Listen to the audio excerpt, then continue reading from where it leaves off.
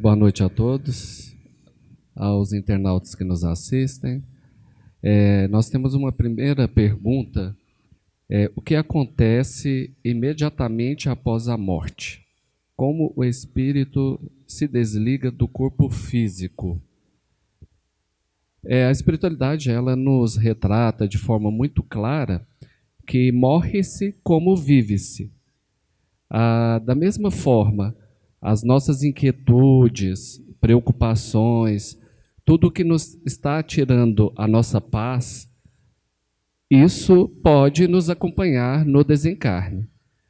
Agora, quem vive uma vida de forma mais serena, tentando enfrentar os problemas de uma forma mais comedida, sem deixar isso te afetar tanto, tendo consciência das próprias limitações e também das próprias qualidades, pode-se assim ter uma vida um pouco mais serena e assim também o desencarne acompanhará esse ritmo de vida. A espiritualidade nos retrata diversas situações de desencarne, nas quais os indivíduos irão variar a forma como eles enfrentarão esse desencarne. Um desencarne de uma forma mais abrupta, repentina, como por exemplo um acidente trágico, a espiritualidade traz alguns casos que nos apontam que esse espírito, se for de merecimento dele, ele pode nem sentir o desencarne. Segundos antes ali da colisão, do acidente, ele já pode ter sido desligado e acolhido. Ou não, se é um indivíduo que vive de forma desequilibrada, que estava ali infringindo as leis de trânsito, dirigindo de forma ali bruta, e que o acidente que ocorreu foi em detrimento da sua falta de precaução, ele, assim como ele estava vindo nessa velocidade, nessa forma tão bruta, ele assim registrará todas as impressões do desencarne e muitas das vezes, após ser desligado do corpo físico de uma forma muito violenta, ele assim ainda conservará as impressões do corpo físico, da morte, de todo esse processo que envolve aí o pós-morte com o corpo físico, até o estado de decomposição do corpo físico. Mas temos também situações muito serenas de pessoas que às vezes enfrentam uma doença e nós temos que sempre refletir também que nada nas nossas vidas acontece por acaso. Deus não, nenhuma folha cai de uma árvore se Deus não permitir. Então, tudo em nossas vidas tem uma razão e um porquê. Por mais que nós tenhamos dificuldade de entender o agora, tudo o que nós estamos passando, tudo que nós estamos vivenciando, enfrentando, são oportunidades de aprendizado, de burilamento e de evolução. Então, a grande maioria das doenças, as doenças que nós muitas vezes olhamos para elas com uma certa revolta, com repúdio, não aceitando, as doenças, na maioria das vezes, elas trazem para nós oportunidades de aperfeiçoamento, de reparação perispiritual. Porque nós sabemos que tudo o que reflete no nosso corpo físico, primeiro vem do nosso corpo perispiritual. São as impressões que estão dentro. Tudo vem de dentro para fora. É lógico que nós estivermos fazendo agora também vai começar a afetar o corpo físico e isso também vai ser imprimido lá no nosso corpo perispiritual. E depois vai ressonar e voltar para fora de novo. E então as doenças muitas vezes elas são a oportunidade de nós expurgarmos várias deslizes, várias imperfeições, para que nós possamos assim lapidar e burilar o nosso corpo perispiritual.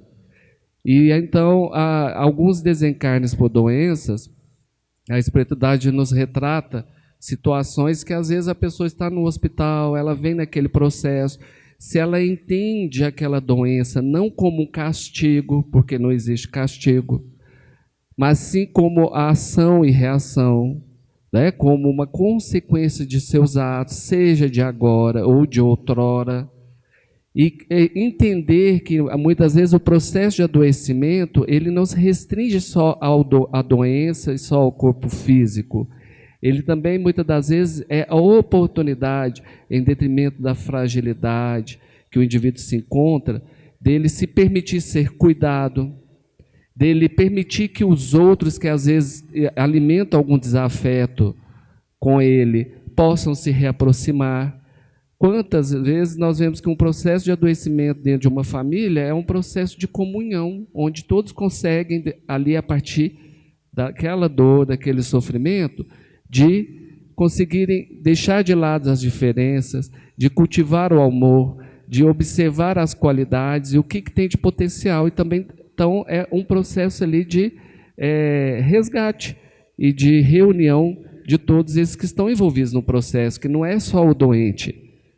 E quando desencarna, no caso, né, do indivíduo que vem num ritmo de vida mais sereno, entendendo todos esses fatores, a espiritualidade traz situações como, por exemplo, de indivíduos que desencarnam no hospital, estão lá no leito, o corpo físico vai se deteriorando, finda a vida do corpo físico, porque a morte é do corpo físico, o espírito é eterno, o espírito não morre, e esse espírito ele se desprende do corpo físico, é recebido pela espiritualidade de luz. Muitas das vezes essa espiritualidade até se manifesta como enfermeiros, como médicos, como os próprios profissionais de saúde, para que naquele momento ele não tenha um impacto imediato de saber que desencarnou. E aí ele gentilmente é convidado, vamos fazer uma caminhada no corredor, agora nós vamos seguir por este corredor, porque nós vamos ser transferido para outro setor, para outro hospital. E aí ele é conduzido e vai pensando que ainda se encontra no tratamento hospitalar, e aí é recebido nas colônias espirituais, que nós temos também, como é muito bem retratado no livro Nosso Lar, as instituições, as quais os espíritos são acolhidos, e ali eles vão se readaptando ao plano espiritual. Porque o espírito ele precisa desse processo logo que ele se desliga do corpo físico. E é lá ele vai sendo cuidado até que ele possa tomar consciência pouco a pouco e retomar sua memória espiritual e retomar aí, então, né, para a verdadeira vida, que é a vida espiritual. Então aí é o exemplo de duas situações para nós entendermos que morre-se como vive-se. Ok? Boa noite a todos. Outra pergunta que o pessoal da assistência fez para nós. Sobre os casos de crianças que relatam lembranças de vidas passadas, algumas sendo até de vidas relativamente recentes e com fatos confirmados por parentes da vida anterior. É possível reencarnar tão rápido assim, que quase que logo após a morte? Isso é comum? Então, nós temos catalogados já por Ian Stevenson, que é um psiquiatra norte-americano, aproximadamente 2.300 casos em que ele consegue fazer a comprovação da reencarnação. E como que ele fez essa pesquisa dele? Crianças em tenra idade, muitas delas, do estudo que ele fez, não se restringiu só a crianças, mas em boa medida teve uma quantidade grande de casos de crianças que em tenra idade relatavam lembranças de existências anteriores. Então, quando ele vai fazer a entrevista com a criança e com os parentes da atual existência, os pais, né? E essa criança relata os detalhes, ele anota todas essas informações, analisa inclusive a reação da criança a determinadas perguntas que ele fazia e a reação dos pais, e vai então fazer um trabalho de investigação. Muitas vezes, algumas dessas crianças relatavam que participaram de um combate aéreo em que eles foram alvejados, essa criança foi alvejada num combate, e que cita o nome da aeronave, cita o nome dos pais que essa criança tinha na existência anterior, e Ian Stevenson, então, foi fazer um trabalho de investigação e comprovou, em muitos dos casos que ele investigou, essa relação existente entre a vida pregressa e as crianças de hoje que relatam isso. Cientificamente, então, nós temos já catalogados, confirmados casos de reencarnação. Essas comprovações, elas vão aumentando via processo científico, ao ponto que chegaremos a uma época na humanidade em que o processo da reencarnação se confirmará, inclusive, pela própria ciência, ainda muito materialista na Terra, mas à medida que ela vai se tornando mais espiritualista, a gente vai tendo essas confirmações e chegaremos a uma época na humanidade, numa fase de transição para um mundo de regeneração, uma fase mais avançada, em que isso será realmente comum, essa compreensão dessa relação que nós temos, de que nós somos herdeiros de nós mesmos. Então, se a criança relata casos como estes, vocês vão também lembrar de casos de crianças precoces, que começam a tocar ali um piano com 3 anos. E as pessoas perguntam, será que, filosoficamente, Deus privilegiou mais essa criança de 3 anos do que um outro irmãozinho que não tem aquela habilidade? Então, nós sabemos, através da doutrina espírita, através dos ensinamentos dos espíritos superiores e do nosso insigne codificador da doutrina, que são seres que trazem consigo uma bagagem, né, uma experiência, são dons que foram adquiridos pelo esforço do próprio indivíduo, igual o Richardson falou aqui, que nós somos espíritos eternos, somos imortais, nós trazemos essa herança da construção individual que cada um de nós fez em existências anteriores.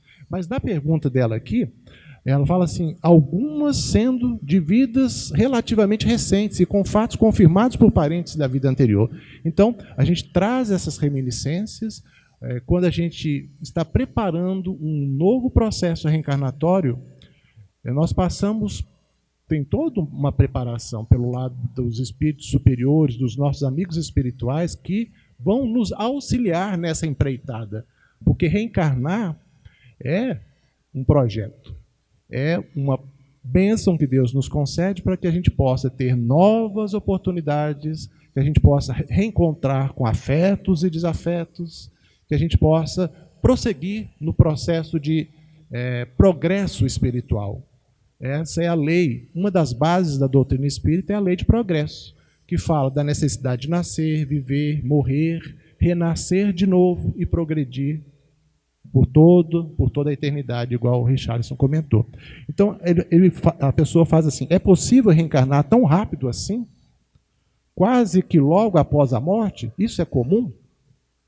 A gente pode fazer conjecturas, a gente pode falar de maneira generalista, mas a gente nunca pode afirmar, a gente pode levantar apenas hipóteses, porque cada um tem uma trajetória de vida nas existências anteriores.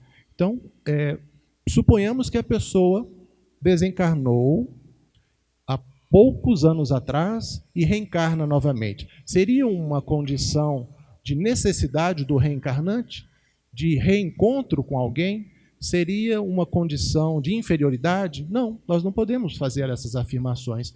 Fato é que nós temos casos catalogados na doutrina espírita em que espíritos de um grau de evolução mediano para mais elevado, eles desencarnam e ficam por décadas, 70, 80, 100 anos, nesse período de erraticidade, né, vivendo na pátria espiritual, até receber novamente uma nova oportunidade de reencarnação. Então é muito relativo. Nós podemos ter espíritos em existências anteriores que fizeram o mal por ignorância, infringiram em demasia as leis divinas e reencarnam rapidamente, quase que através de um processo compulsório.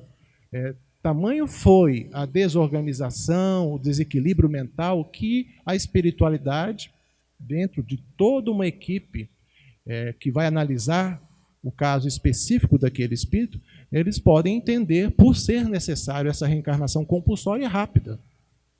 Então, a gente tem N casos. Não poderíamos, então, fechar um caso específico. Sempre lembrando que essa é, sim, uma condição que todos nós já passamos inúmeras vezes, e como fomos criados por Deus na simplicidade, na ignorância de nós mesmos, né, das leis simples, ignorantes e perfectíveis.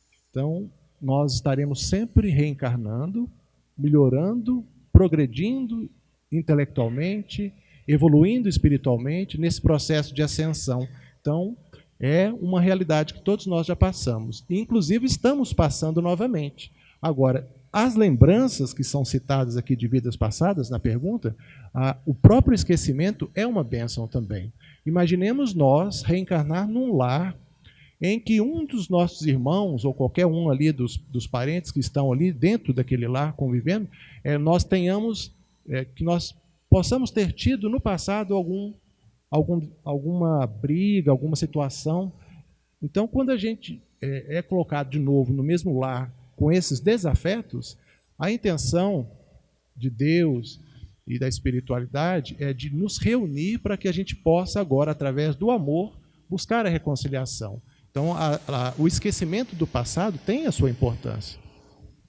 E isso acontece porque quando a gente passa pelo processo do restringimento perispiritual e a gente é ligado eletromagneticamente no útero de nossa mãe, após a fecundação do óvulo pelo espermatozoide, esse processo de restringimento perispiritual, para que a gente possa, então, colaborar no processo ali de divisão celular, na fase ali, blastocisto aproximadamente, quando fecunda, aí começa a divisão celular, que seria 2, 4, 8, tem uma divisão que eu não compreendo muito bem, mas quando chega ali na fase de 64 células, a gente então, de maneira eletromagnética, já após o restringimento, nós somos unidos ao útero.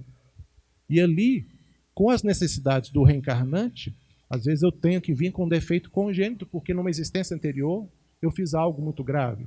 Assassinei uma pessoa e depois fiquei com o remorso, revendo aquela cena e desconstruí o meu perispírito através da culpa, do sentimento de culpa. Então, quando eu reencarno numa condição dessa, já não mais possuindo no plano espiritual, no meu perispírito, as mãos de tanto remorso por ter feito aquilo, quando eu recebo uma nova oportunidade de reencarnação, naquele feto que começa a ter a formação dele ali com a genética dos pais, a gente encontra crianças sem as mãos. Será que não foi isso? Mais uma vez, a gente não fica estabelecendo aqui conjecturas, mas só citando um exemplo. Então, cada reencarnante tem uma necessidade. E quando a gente reencarna, essas lembranças recentes também têm um porquê. O André Luiz nos fala que a reencarnação ela se completa aproximadamente aos 7 anos. Então, a gente vê muitos casos de crianças conversando com amiguinhos espirituais. Né? A gente, de repente, se percebe ali, mas parece que ela é um amigo ilusório que ela tem ali. Não, às vezes são conversando mesmo, porque os laços ainda não estão tão... a ligação do psiátomo, dos átomos do corpo perispiritual aos átomos do corpo físico ainda não estão tão apertadas, né, os laços que nos unem. Então, a gente tem essas reminiscências que vão pouco a pouco, a partir do momento que a gente vai deixando a fase ali da infância, pelos 7 anos aproximadamente, a gente vai perdendo essas lembranças. Nesses casos relatados por Ian Stevenson, mais ou menos nessa faixa, 7, 8 anos, as crianças começam a esquecer daqueles nomes que elas citavam, daqueles lugares, daquelas cenas que eles vivenciaram. Então, respondendo aqui a pergunta, é possível sim ter essas lembranças enquanto crianças. Existe um céu e um inferno. Das 5 obras básicas do Espiritismo, né, do Kardecismo, se intitula Céu e Inferno. e nela deixa de forma muito clara para nós que céu e inferno é um estado de consciência. Que aqui, encarnados, nós podemos estar no estado de céu ou podemos estar no estado de inferno. É o que vem de dentro para fora. Nós podemos estar no lugar mais bonito, com as pessoas que mais amamos, mas se as nossas consciências não estiverem tranquilas, se nós estivermos preocupados com algo, sim. Se nós estivermos com a nossa consciência atribulada, nada daquilo que está à nossa volta faz sentido, não é? Acho que todos nós já tivemos, infelizmente, uma situação assim, que nós estávamos preocupados com algo, estávamos ressentidos com algo, ou com remorso de ter feito algo. E aí nós estamos em situações, junto com pessoas que amamos, lugares agradáveis, tranquilos, bonitos, e nós estamos no inferno. Assim como também pode acontecer o contrário, que se nós estivermos com as nossas consciências tranquilas, nós podemos estar no meio de uma guerra, que ali nós vamos ser até agentes de acolhimento e de ajuda para os outros que estão em desespero, em desequilíbrio. Então, céu e inferno é um estado de consciência. Esse lugar tenebroso que nas diferentes culturas é retratado como lugar de dor e sofrimento. Por exemplo, né, se a gente pega aí na cultura ocidental, o céu e o inferno, eles são retratados até nas obras artísticas, na história, em várias correntes teológicas, como um lugar físico que existe um ser tinhoso do mal, vários outros em sofrimento, que ali aquele ser está condenado ao martírio eterno. Não é assim? Um lugar de dor e sofrimento. Um lugar quente, com fogo, com chamas, com garfo, com chifre, rabo. Aí vai de acordo com o cliente. Só que, se isso fosse uma verdade absoluta, só de nós mudarmos de cultura, por exemplo, se nós buscarmos na cultura dos povos nórdicos, que vivem mais ao norte do planeta, o inferno para eles já é retratado como lugar gelado, frio, o lugar que não tem vida, morto. Observa que tem relação também com o lugar que nós vivemos, né? Se a gente vê também os nossos irmãos do Oriente Médio, quando eles retratam o inferno, também é um lugar quente, é um lugar físico, né? Que fala até que você vai queimar no mármore do inferno eternamente. Você vai estar lá, condenado. Só que isso vai contra até a própria concepção e crença de Deus. Porque se Deus é um ser bom, misericordioso e de sabedoria infinita, como que um ser assim, que nos criou imperfeitos, nos dá uma única chance de acertar, e se errar, você ainda é condenado eternamente a um sofrimento eterno? Não é contraditório? Porque se realmente existir um lugar físico e que as pessoas que erram, elas vão ser realmente ali destinadas a um sofrimento eterno, já cai por terra a concepção do Deus misericordioso, um Deus de infinita bondade. Porque um pai que é bom, é misericordioso, ele vai ter complacência com os seus filhos que erraram, né? Ele não vai ser conivente com os erros dos seus filhos, mas ele vai buscar a oportunidade de que esses filhos possam aprender com os próprios erros e evoluir. Só que nós, né, a nossa cultura ocidental, ela ainda é atravessada por esses conceitos de um juízo final, de um julgamento, de se errou, você está condenado eternamente, de seres que estão condenados eternamente ao mal, que se comprazem a fazer o mal. E aí o kardecismo, né, como eu citei a obra O Céu e o Inferno, ele vai trazer de forma muito clara que céu e inferno é um estado de consciência. E aí, como eu falei, vive-se como morre-se, ou morre-se como vive-se. Não é assim?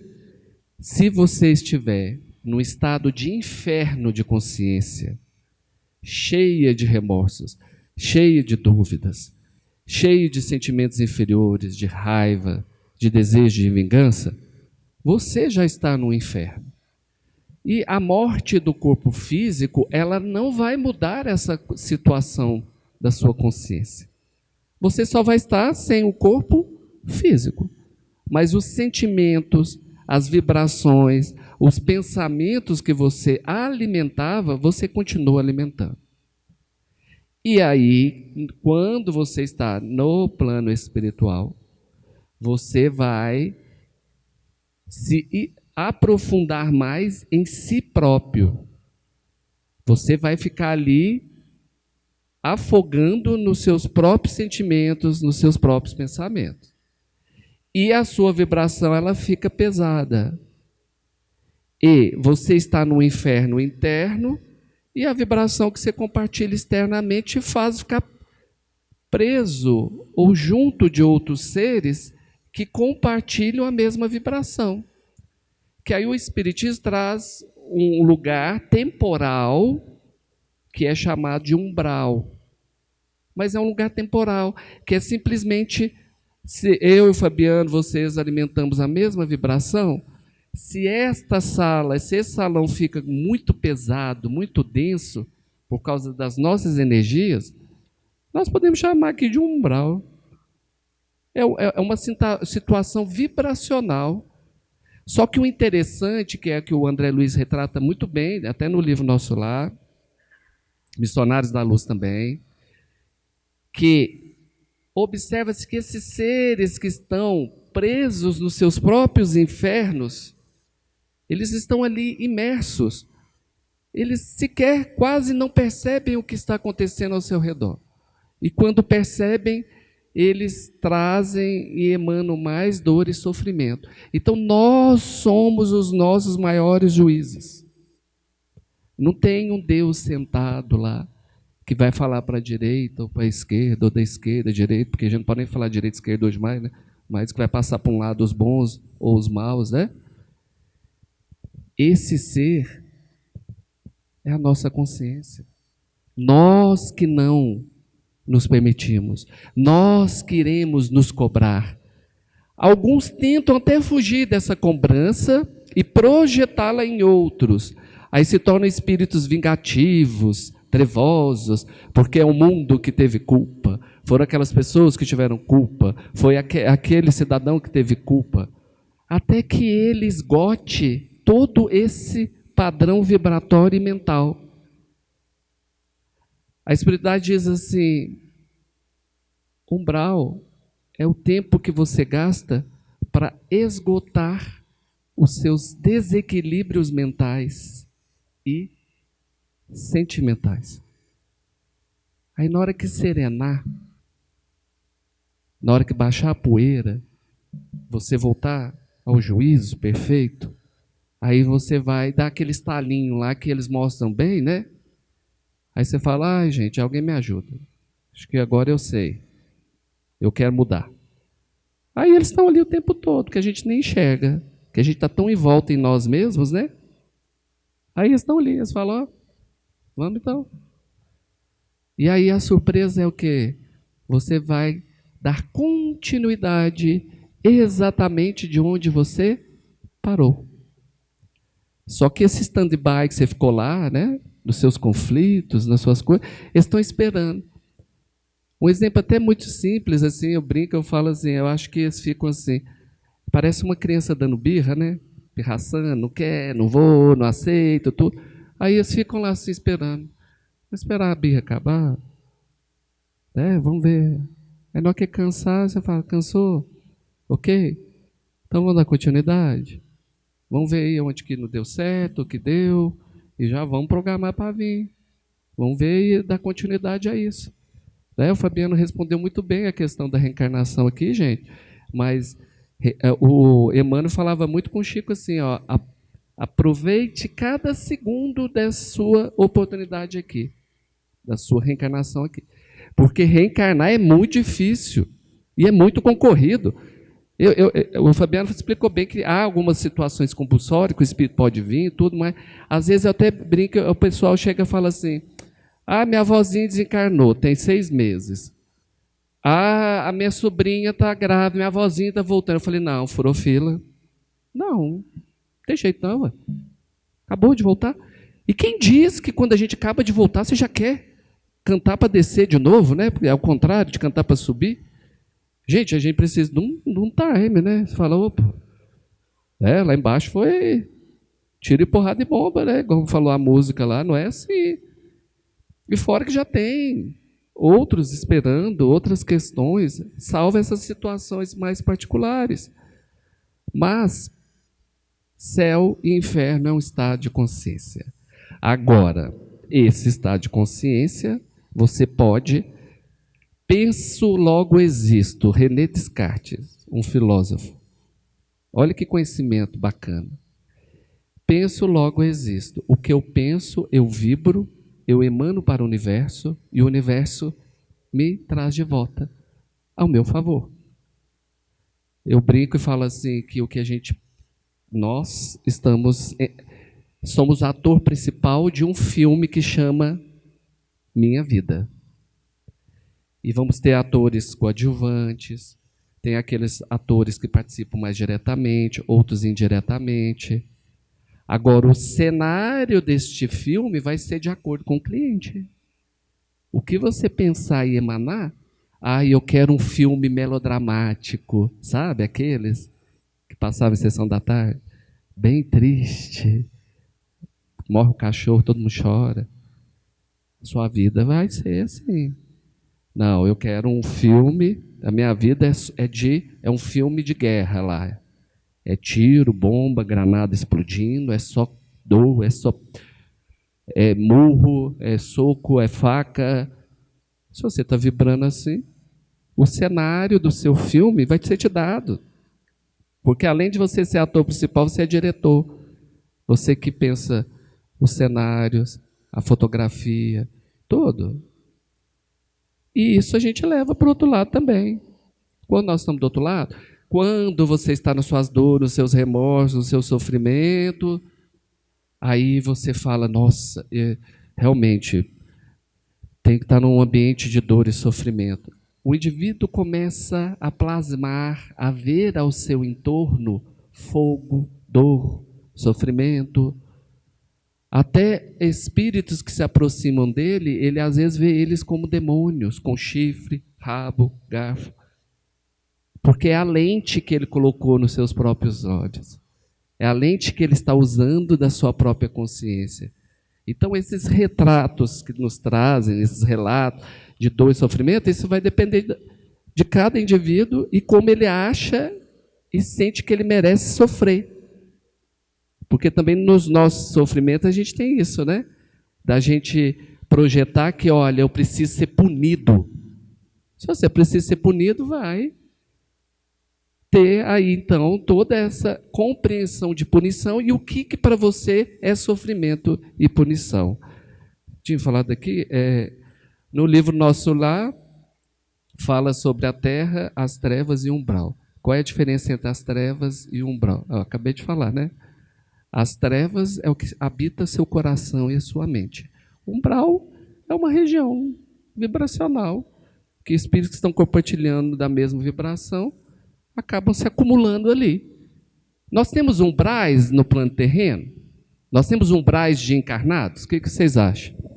Vocês acham que nós temos umbrais aqui, de encarnados? Temos. Com todo respeito, mas a gente trazendo como exemplo os nossos irmãos que estão presos aos vícios, que fica ali no dito carrapateiro, não é? Numa zona de mata ali. se drogando, presos àquilo ali, não comem, não bebem, não tomam banho, ficam no frio, ficam ali no calor, todos os desconfortos possíveis, aprisionados no vício. Isso para mim é um inferno aqui, já, é um umbral aqui. E todos que estão ali estão compartilhando dessas mesmas vibrações, não é? Então nós temos regiões, lugares, que dependendo dos objetivos, que aqueles espíritos que ali estão, sejam encarnados ou desencarnados, compartilham, aquele ambiente reflete a energia, a vibração, a dor e o sofrimento daqueles que estão ali. Olha como que nós temos força, né, de afetar o ambiente. Então, o umbral são esses que começam a ter os seus infernos de consciência e ficam vibração pesada e começam a se aglomerar. E aí até o ambiente ele se deturpa também, né? Mas, na verdade, o foco principal ali é de dentro para fora. Fora é só reflexo do que está dentro dessa comunidade que está aí. Assim como temos lugares que são céus também, né?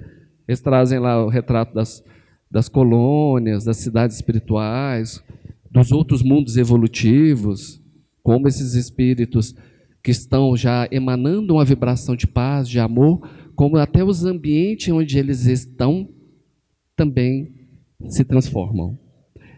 Nas reuniões mediúnicas, muitas das vezes, quando se manifesta um mentor espiritual, a irmã Sheila mesmo, quando ela se manifesta, todo o ambiente fica com cheiro de rosa. A forma que o fluido dela é tão salutar, tão etéreo, que todo mundo que está envolvido começa a sentir o cheiro de rosas. E uma leveza, uma paz no ambiente. Aí a gente cabe a reflexão, né? Se a gente tá, o que a gente está levando para os ambientes, né? Se é paz ou se é treva.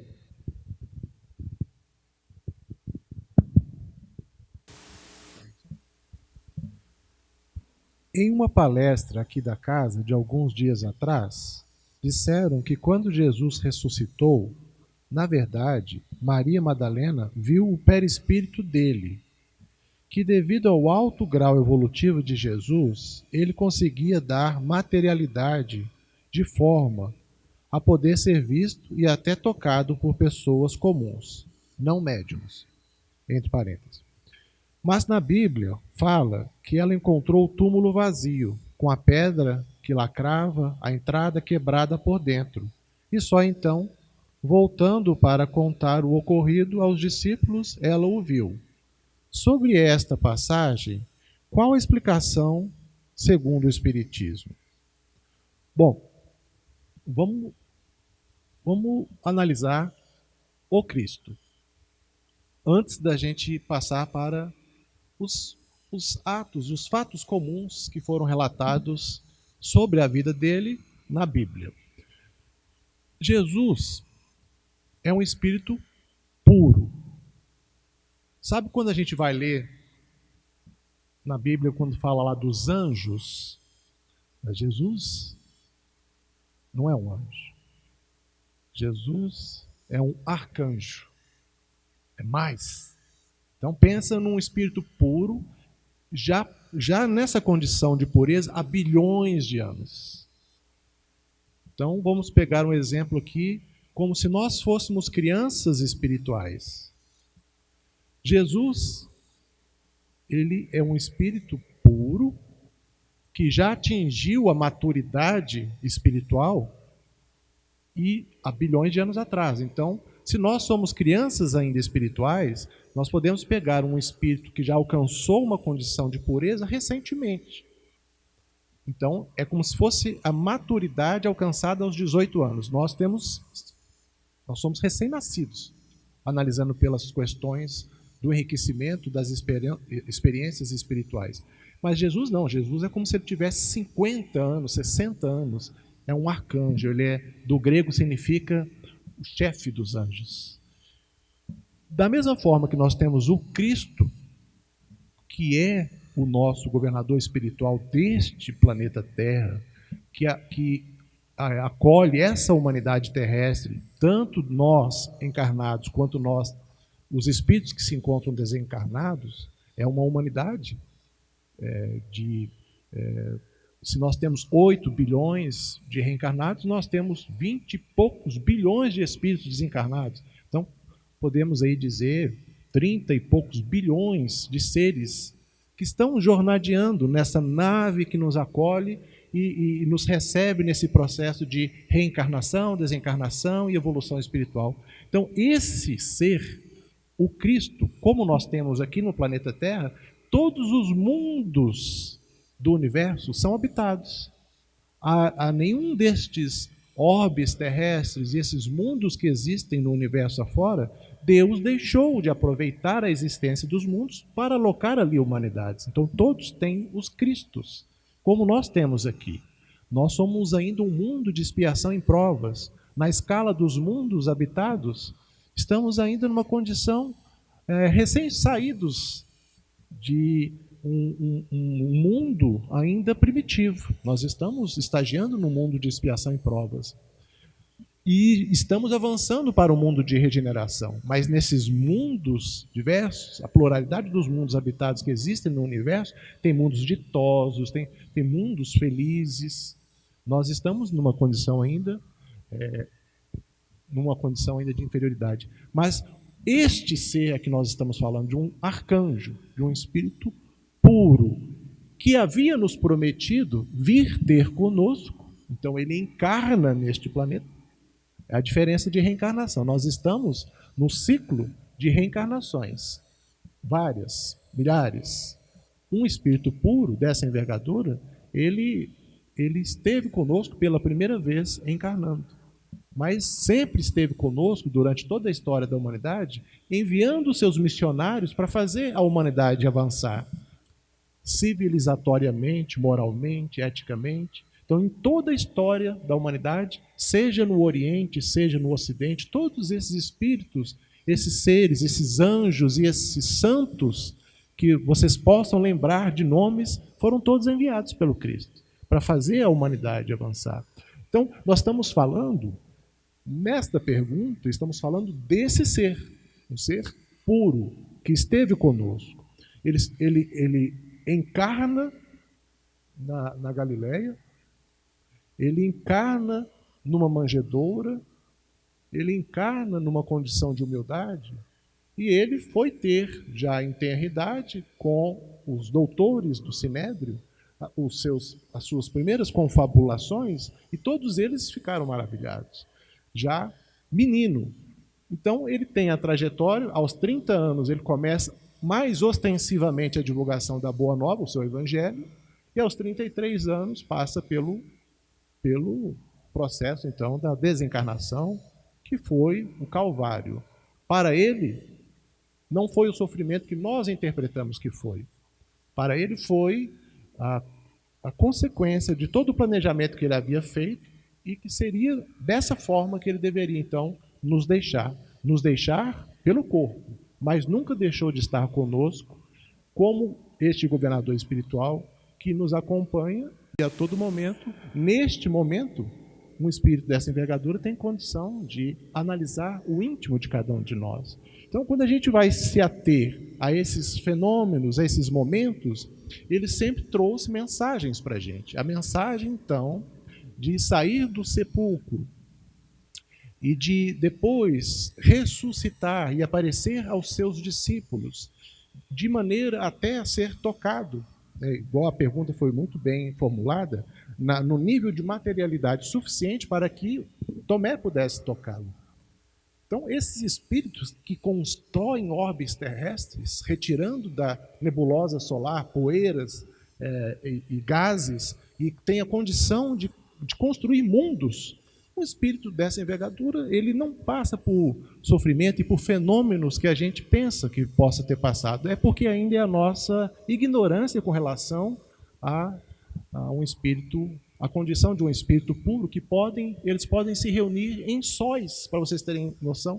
Então a doutrina espírita nos relata isso, que muitos desses espíritos puros se reúnem em sóis para definir cada um deles com as suas o que Deus lhes deu como uma missão para fazer as humanidades desses mundos avançarem. Então, um espírito que se reúne num sol Tá vendo? Então, a questão da pedra, de se estava lacrando ou não o sepulcro, são questões que nós, humanos, ainda num grau de inferioridade, tentamos entender o que aconteceu.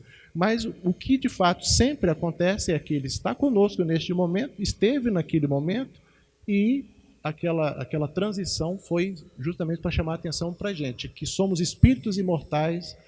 Naquela época, de quase 2000 anos atrás, interpretávamos ainda de maneira muito incipiente o que é a imortalidade, o que é a eternidade, quais são as leis que regem o universo, as leis da matéria, da física, química, biologia.